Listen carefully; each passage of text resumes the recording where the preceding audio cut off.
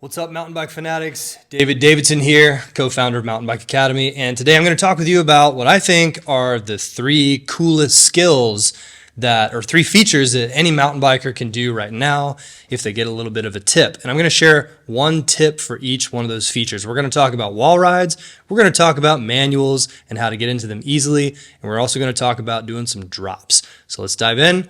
I brought my screen today, so bear with me if this is a little bit interesting. So we're going to start with wall rides. And before we get started, I actually want to tell a quick story about wall rides. This is the first wall ride that me and my friends ever built.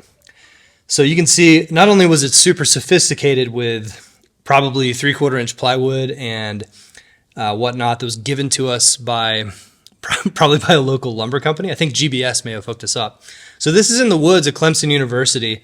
And what was really cool about this is back when free ride was still a thing and was still fun, they basically said, hey, we want more people in the woods, Clemson did, and we want you to build some trails. And so the first thing we did, we're like, okay, can we build a 40-foot wall ride? So we did. This one's about 30. And what we did is we said, okay, cool, how do you do this? So as you can see, we use the advanced technique of stacking some logs over here, and we stacked these advanced logs perpendicular to the angle of attack, and we laid down these sheets of plywood using the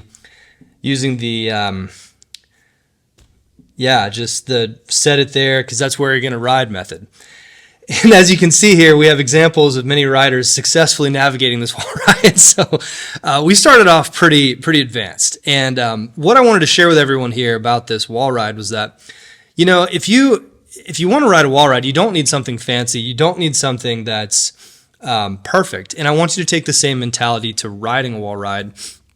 And then let me show you the updated wall ride we ended up building. Looks a little cooler. This was the promo video for the Red Bull Night Shift that me and my friends, we hosted the race. Red Bull shipped down some pro athletes from Canada to ride with us, and this is the finished product. So anyways, what I want to share with you here, first of all, what is a wall ride? A wall ride technically is a vertical wall. So you can see right here, we have about, this is like in the middle of the wall ride, it's about a 75, 80 degree angle. So technically a wall ride is something that's, if you're in BMX and you're a purist, then the wall ride is actually a wall. I would technically say that anything that makes you have to get sideways like this is considered pretty much a wall ride. So the biggest tip that I wish that someone would have shared with me when I first started riding that I think would be useful for you as a rider getting onto your first wall ride, or maybe you're improving your wall rides, is to think about the apex of the turn, okay? So if you have high speed, this is actually in slow motion, but if you have high speed and a big long wall ride, then you basically just need to put your tires where they need to go. It's not that complicated. If you have low speed and a long flat wall ride like this one, then the main thing you need to pay attention to is steering up and then steering back down the wall ride. And why is that? Well, because if you're going really kind of slow on this wall ride, what's going to happen is you're going to fall down if you're going too slow. And so without enough speed, what you're going to need to do is turn down the wall so that you don't, fall with your body. So that's tip number one. And I'm going to continue on this tip. Let's say that you've got like a really sharp wall ride, like one with a big curve in it, and you're going slow. You're going to need to get your body sideways and the bike up on the wall like this much more quickly. So in other words, the apex of the turn, which we're thinking about, you've got to get that bike around the apex of the turn if the wall ride is really tight radius. And you're going to need to pull it back off of that radius a lot quicker. So just think about getting the bike up and getting the body to the side. Now, if you've got a long wall ride like this, high speed, you're putting the tires where they need to go. One thing that's a major tip that I found really helped me a lot was being able to counter steer, all right? So first of all, one thing you may not think about on something like this is how to get the bike up here. Now, the reason why I'm able to balance, I think I don't have like a level on me,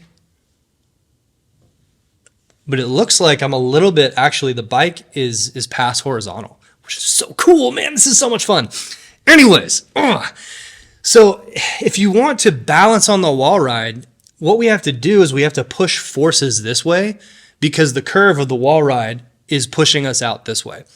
And if we get too vertical like this, then what's going to happen is the tires are going to actually slip out from under us. I mean, have any of you guys ever seen someone riding a wall ride and the tires slide down and their shoulder hits the wall ride? That's exactly why. It's because the bike isn't up here and the body isn't on this side of the bike pushing that way. In order to do this, you just need to counter steer. So what you're going to do is you're going to turn the bars to the right. In other words, put the front wheel and point it up to the top of the berm and keep your body in the same place, and everything will tilt up the wall ride.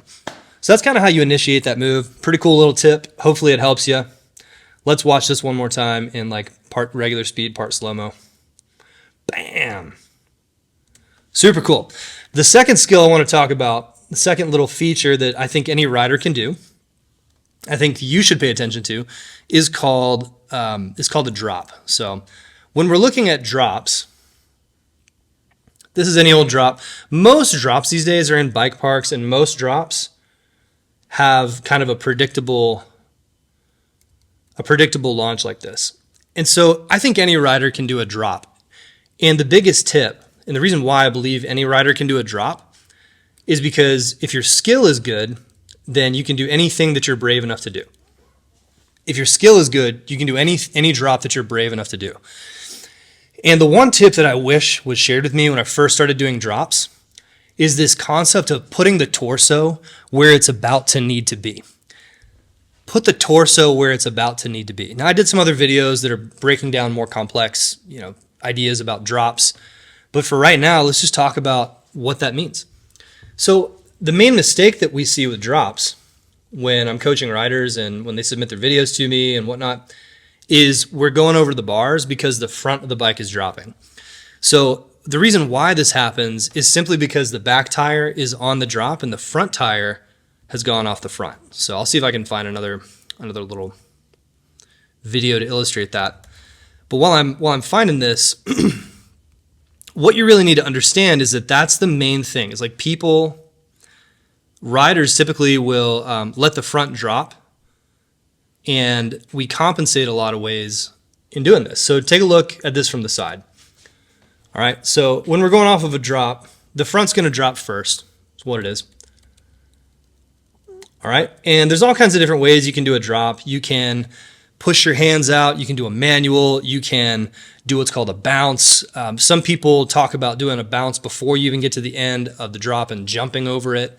And you can do a standing spring that I call it. Some people call it a stomp. There's a lot of different ways to do drops, but the concept here is if you put your torso where it needs to be before it gets there, then you can land smoothly, okay? So let's take a look at this drop. That's a pretty big guy. It's not a little drop.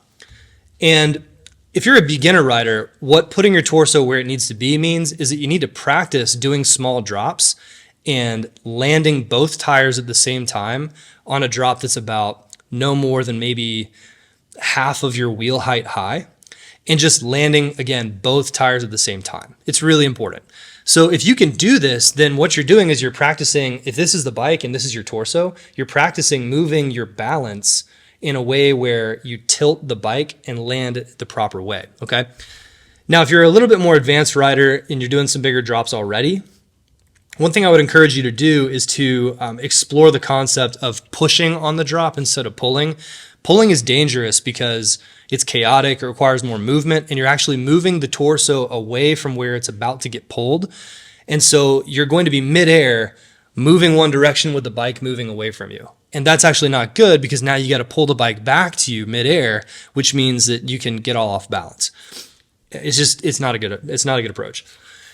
And instead, if you push, then what you can do is you can use the rebound of the shock and the fork to spring the bike back up to you. I don't know if it's a little hard to see on this video, but right there, you can see that my shock is fully compressed. I'm doing that through my feet. I'm not even using my hands at all. And then what I'm doing is I'm doing a little bit of allowing the front of the bike to drift forward, similar to this video right here. So you can see Again, I'm pushing on the bike here, not pulling on anything. I'm pushing the bike out with my hands. Same idea, different move.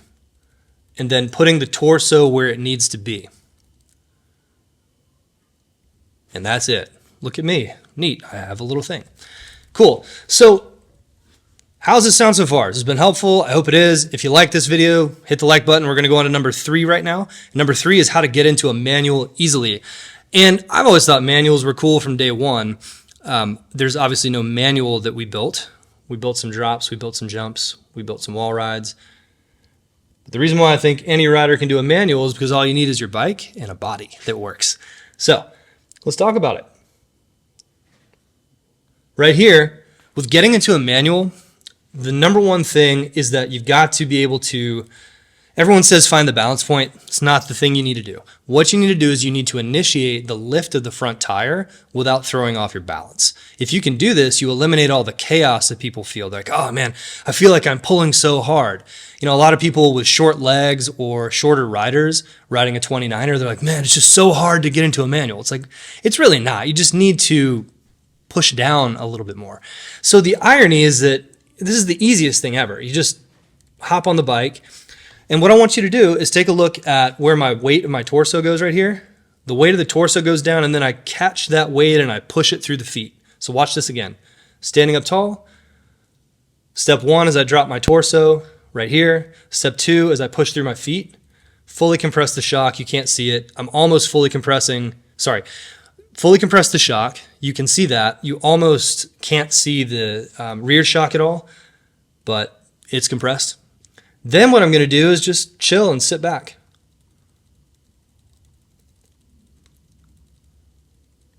Now this part right here, I'm actually in balance, and all I'm doing is just sliding the feet forward and back.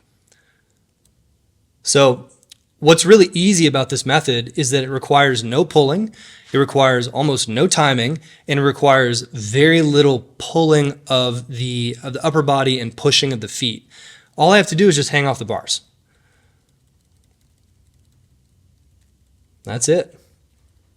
So again, I actually covered this in a complete full breakdown in another video. If you want to see it, click up here, top right corner of the screen. I'll show you exactly how to manual. If you like this, follow for more. We're on a mission to help 10,000 riders shred with confidence. My name is David Davidson. I'm the co-founder of Mountain Bike Academy.